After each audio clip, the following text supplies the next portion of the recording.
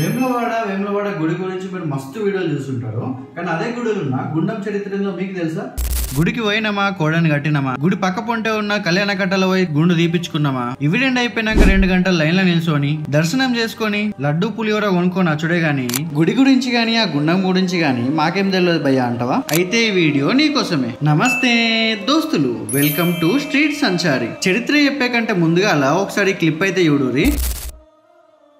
మస్తు కాన్ఫిడెన్స్ తోని ఎవరో ఒక భక్తుడు గుండంలో పాలతో పూజ చేస్తున్నాడు అనుకుంటారు కదా. నేను కూడా మీ లెక్కనే అనుకున్నా. కానీ అసలు ముచ్చట ఏందంటే భక్తులందరూ స్నానం చేసి ఆ కోనేరుని క్లీన్ చేస్తున్నాడు. మళ్ళా క్లీనింగ్ అంటే చిన్న చిన్న కెమికల్స్ అనుకునేరు. మంచిగా భక్తుల ఆరోగ్యాన్ని దృష్టిలో పెట్టుకొని ఎక్కతక్క బ్లీచింగ్ పౌడర్ వేసి అయితే క్లీన్ చేస్తున్నాడు. ఈ క్లీనింగ్ ముచ్చట నేను ఆఖర్లో చెప్తా గానీ ఆయన అంత కష్టపడి క్లీన్ చేస్తున్నా ఈ గుండం గురించి అయితే తెలుసుకుందాం. ఈ గుండాన్ని అయితే ధర్మగుండం అని చెప్పి పిలుస్తారు. అసలు ముచ్చట ఏందంటే పురాతన కాలంలో రాజరాజ నరేంద్రుడు అని చెప్పి ఒక రాజు అయితే ఉండేటోడు. ఇక ఆ రాజు వేటకు పోయినప్పుడు అనుకోకుండా ఒక బ్రాహ్మణుడు అయితే ఆ రాజు చేయబట్టి చనిపోయాడు. ఇక తెలిసి చేసిన తెలియక చేసిన బ్రాహ్మణ హత్య బ్రహ్మహత్య పాతకం కాబట్టి దాని కర్మఫలంగా గా రాజుకైతే కుష్టు వ్యాధి వచ్చింది. ఆ బ్రహ్మహత్య పాతకం నుంచి మోక్షం కోసం ఆ రాజు అయితే ఒక కుక్కను తీసుకొని దేశ పర్యటనకైతే వచ్చిండు. ఇక గట్లొచ్చిన టైంలో ఈ వేములవాడ అనే ప్రదేశంలో ఇప్పుడు మీరు చూస్తున్న ఈ గుండం పక్క పొంటున్న రావి చెట్టు కిందనైతే కూర్చున్నాడు. రాజుతోని కుక్క కూడా ఉంది కాబట్టి ఆ కుక్కకి కూడా కుష్టు వ్యాధి వచ్చింది. ఇక అదే సమయంలో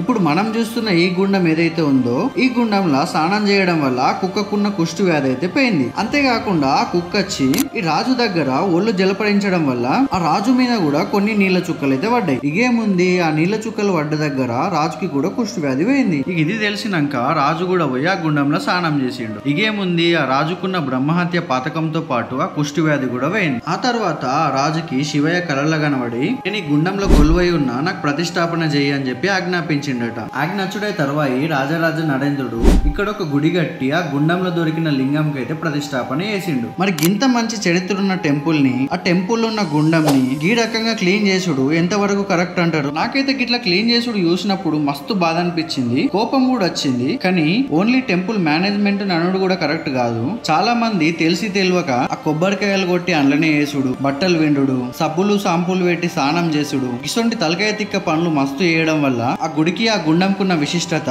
మొత్తం ఖరాబ్ అవుతుంది. టెంపుల్ మేనేజ్మెంట్ కొంచెం దీనిపైన దృష్టి పెట్టి ఈ గుండంకున్న విశిష్టతను కాపాడాలని చెప్పి నా మనవి. ఇక ఇయాల్టికి ఇది ముచ్చట దోస్తులు. ఇక గిసొంటి ఇన్ఫర్మేటివ్ వీడియోలు అండ్ ఇంకా మస్తు కొత్త ముచ్చట్లు అయితే తీసుకొస్తా. ఇక గప్పటిదాకా వీడియోని అయితే లైక్ చేయరు. ఇక మీరు కూడా నా లెక్కనే గుండం మారాలనుకుంటే టెంపుల్ మేనేజ్మెంట్ కి వీడియో చేయడేదాకా వీడియోని అయితే షేర్ చేయరు. ఓకే దోస్తులు, ఉంటాం. మళ్ళీ ఒక మంచి వీడియోతో కలుసుకుందాం.